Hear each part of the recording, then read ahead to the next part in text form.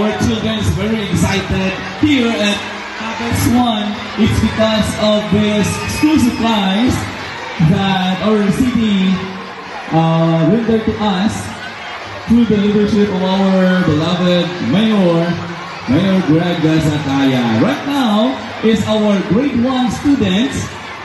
They are now handling.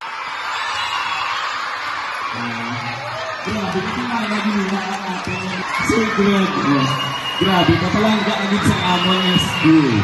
Even our children